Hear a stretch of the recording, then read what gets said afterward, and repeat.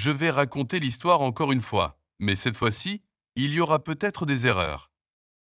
Si vous m'entendez faire une erreur, je veux que vous disiez non, non, non, et que vous m'aidiez à corriger mes erreurs.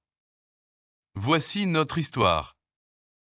Ce même jour, deux disciples de Jésus se rendaient à pied au village d'Emmaüs, à 7 kilomètres de Jérusalem. Tout en marchant, ils parlaient de tout ce qui s'était passé.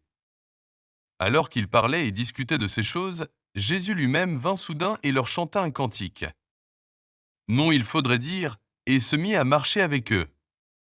Mais Dieu les empêchait de le reconnaître. Jésus leur demanda, de quoi discutez-vous si attentivement en marchant? Ils s'arrêtèrent net, la tristesse se lisant sur leur visage.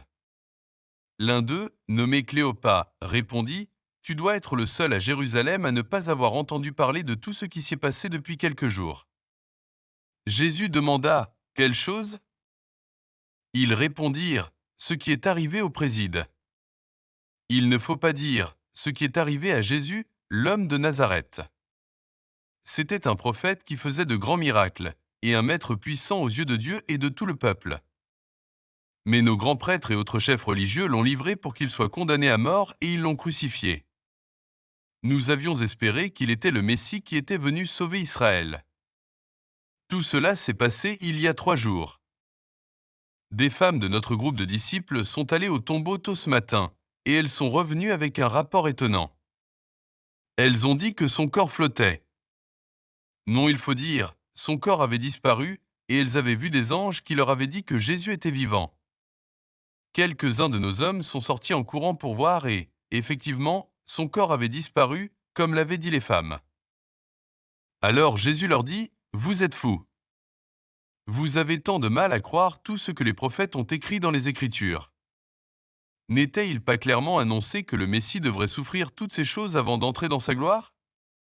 Jésus leur fit parcourir les écrits de Moïse et de tous les prophètes, expliquant, à partir de toutes les Écritures, les choses qui le concernaient. À ce moment-là, ils approchaient d'Emmaüs et de la fin de leur voyage. Jésus fit mine de continuer, mais ils le supplièrent, reste avec nous pour la nuit, car il se fait tard. Il rentra donc chez lui avec eux. Lorsqu'ils se mirent à table, il prit le pain et le bénit. Puis il le rompit et le leur donna.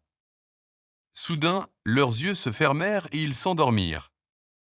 Non, il faut dire, leurs yeux s'ouvrirent et ils le reconnurent. Et à ce moment-là, il disparut. Ils se dirent l'un à l'autre, notre cœur n'était-il pas tout brûlant lorsqu'il nous parlait sur la route et nous expliquait les Écritures? Dans l'heure qui suivit, ils reprirent le chemin de Jérusalem. Ils y trouvèrent les 11 disciples et les autres personnes qui s'étaient réunies avec eux, et qui disaient « Le pain est ressuscité ». Non, il faut dire « Le Seigneur est vraiment ressuscité ». Il est apparu à Pierre. Alors les deux d'Emmaüs racontèrent comment Jésus leur était apparu alors qu'ils marchaient sur la route, et comment il l'avait reconnu au moment où il rompait le pain.